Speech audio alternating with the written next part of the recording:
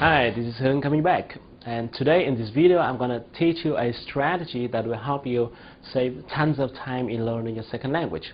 It will bring you a bigger picture about your learning process and help you realize where you're stuck in and what you need to do to make a really powerful leap. Now, most language learners go through a learning curve like this. Let me draw it for you. So here is time, and here is the level. You would feel dramatic change when you just start learning from the beginning level. Okay? If you didn't notice this fact, it's probably because it's been too long ago. You started learning English for so long that you didn't remember how quick your improvement was at that moment. So normally when you just started to learn the very first words, you would feel like you're improving very quickly. And after a certain period of time, maybe 3 or 4 months, if you study continuously, or maybe longer, it depends. You reach some point between the pre-intermediate or intermediate level. If you are not familiar with these types of level, just think about them as the B or C level in Vietnamese scale that we talk about every day. At this stage, you would probably be able to speak some simple sentences and will be able to understand a little bit when a native speaker says some greetings. But you'll almost have no clue when he speaks at his normal speed. And then, now you'd feel like you stop improving. You feel like you stop improving. As the stage lasts for a certain period of time, most language learners will be discouraged and give up.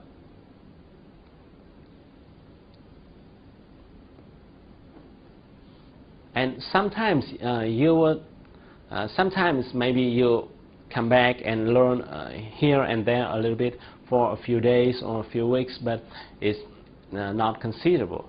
Only few people overcome this period and become really proficient in listening and speaking a second language. So here is going to be advanced or super advanced. This learning curve explains why most Vietnamese people start at the B or C level, where they just started to speak simple sentences and not yet develop their listening and speaking skills at all. If you are in this situation, in the coming part of this video, I'm going to share with you a strategy that will help you save tons amount of time in struggling with your second language without significant results. And there's an interesting thing here in which when I was studying people's learning processes, I found that most people who have already mastered their listening and speaking skills unconsciously apply this strategy. They're just unaware of it. So in the coming minutes, as I reveal my findings, you would find that it's unexpectedly simple, and then you would learn your second language with great confidence and excitement, just like you are on a long journey, and by the end of the road you saw the destination. By the way, this method is devoted to folks who are in this situation, which means those who have learned English for a certain period of time and have gone through all those basic reading stuff. If you just started out to learn the very first English words, and this one is not for you, just go to some English center and finish your beginner level first.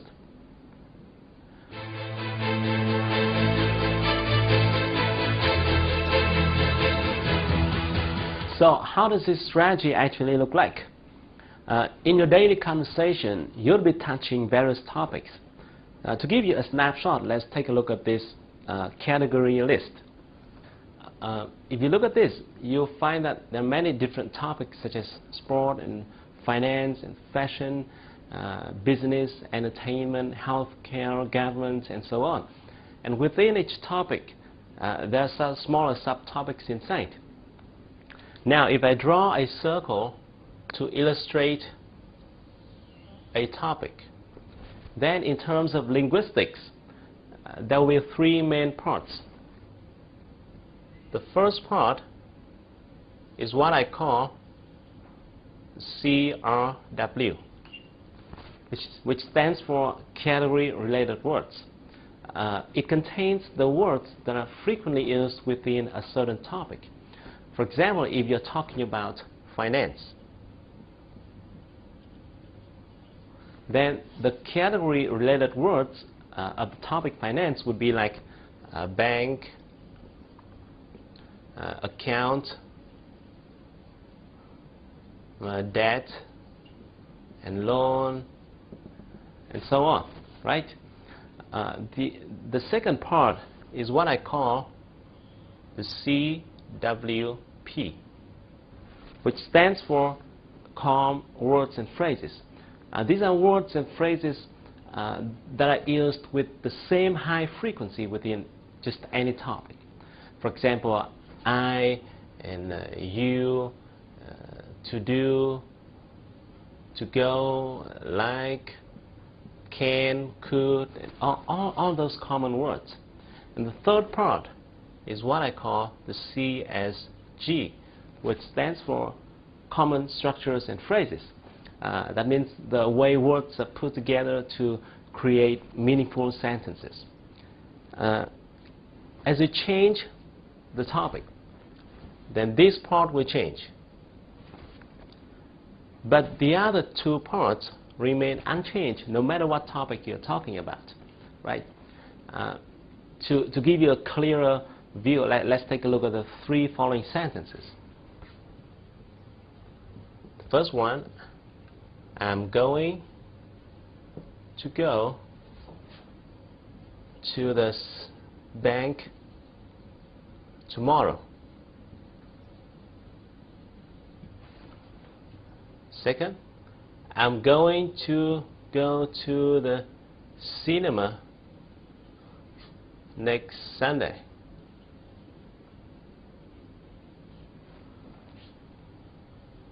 The third one, I'm going to start an entrepreneur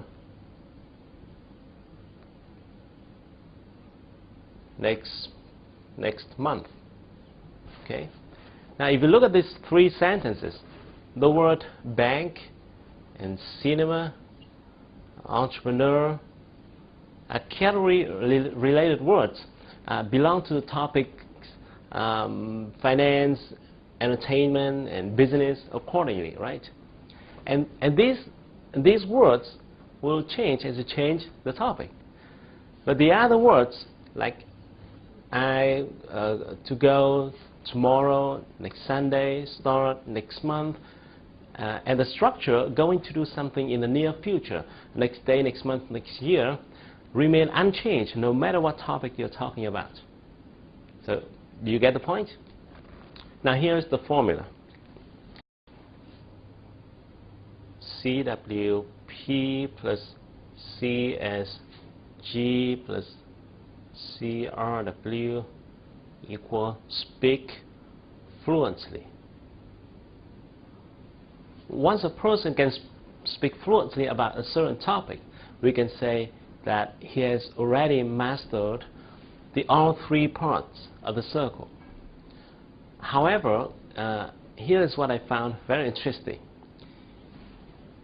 If you have already mastered these two parts, then even if you don't know the words, the category-related words of the topic, you're still able to speak okay. That means if you miss this one, you're still able to speak okay, even though it might be a little bit time-consuming. For example, if a native speaker say, I'm going to go to the bank tomorrow, and you don't know the word bank, then you would ask him, what? Where are you going to go tomorrow? And he's going to answer, to the bank. And then you would ask, what do you mean by bank? And then he would say, bank is where people save their money. Then you'd be like, oh, I see. You get the point, and you get the point. So that way, you are still able to continue the conversation, even though it might not go very smoothly. However, on the contrary, if you do not master these two parts,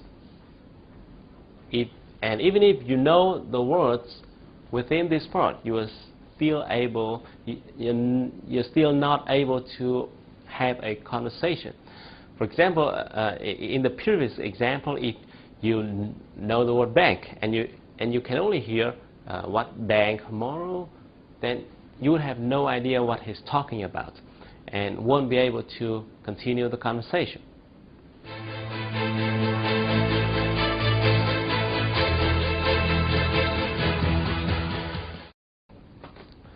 That's why I call these two parts the core zone,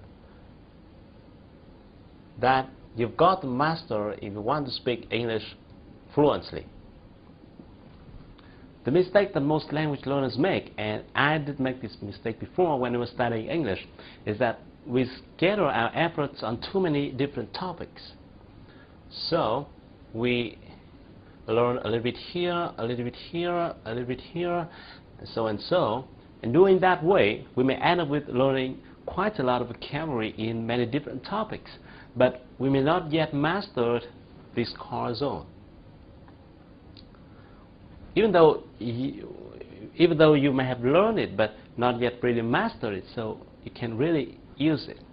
And this could be the reason why you may have learned English for a long period of time, but and know quite a lot of words, but so far you can't hear or speak fluently about any topic yet.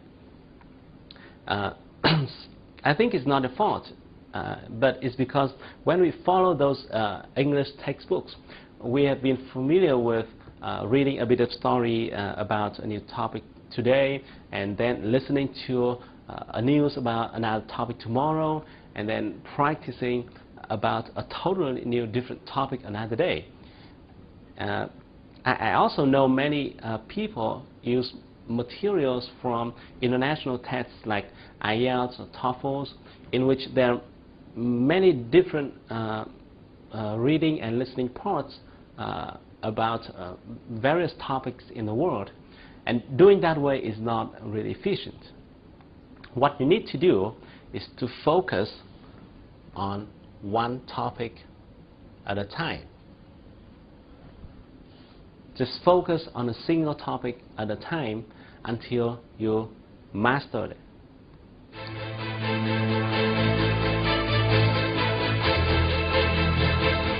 Because as you read and write and listen and speak around one topic, and then you will quickly be familiar with the category-related words of that topic. Depending on the size of the topic you choose, the number of category-related words of that topic would be a few hundred or even less. And after getting used to all those category-related words, you will no longer be distracted by too many new words. And then the magic happens. You gradually fill up this core zone. And once this process is completed, you'll be able to hear and speak fluently about the topic you have learned. And then guess what? You'll be able to speak okay touching other topic, because you have already mastered the core zone. Now if you're interested in a new topic, all you need to do is to learn the category-related words of that topic, which is limited in numbers, and then